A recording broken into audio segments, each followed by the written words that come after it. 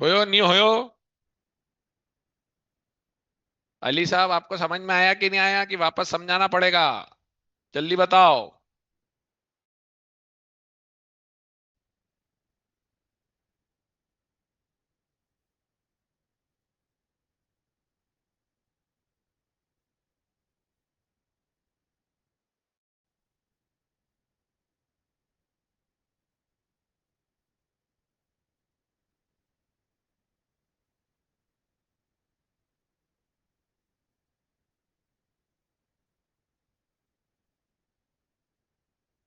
क्या नहीं आया? आप मेरे को समझाओ। मैंने समझा तो दिया है और एग्जाम्पल देके भी समझा दिया। तुमको अब क्लियर क्या नहीं है वो बोलो। सिर्फ सिंगल लाइन बोलने से समझ में नहीं आया, मैं कैसे समझाऊंगा?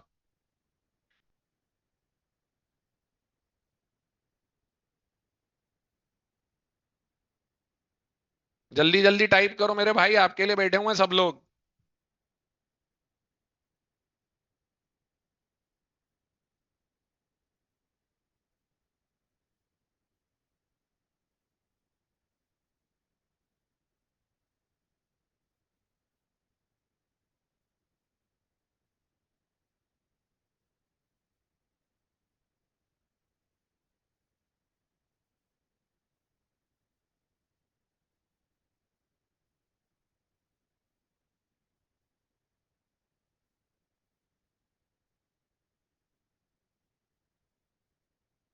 मैंने वहां सिंपल भाषा में लिखा हुआ भी है अली साहब, मतलब मेरे को आप फंसा रहे हो और मैं नहीं समझ रहा कि मैं उसको कैसे एक्सप्लेन करूं। Import licence can be sold in a way similar to rights issue entitlement.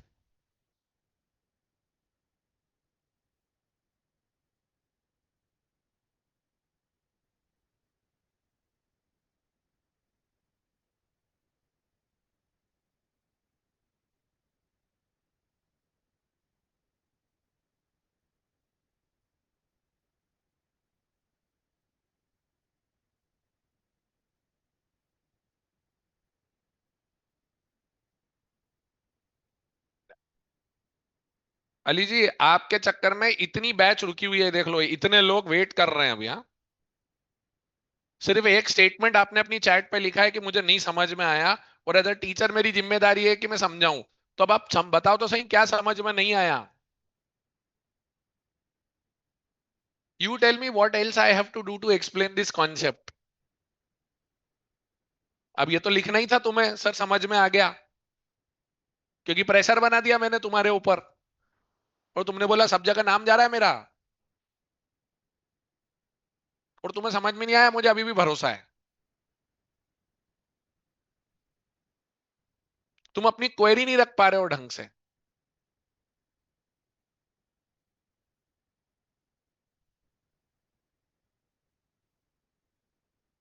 अच्छा, आपने इफेक्ट ऑफ टैरिफ कल जब मेरे साथ पढ़े थे 5-6 पॉइंट, उसमें मैंने एक पॉइंट बोला था कि विदेश वाली चीज 100 पे मैंने 20 रुपए का टैरिफ लगाया, 120 की हो गई।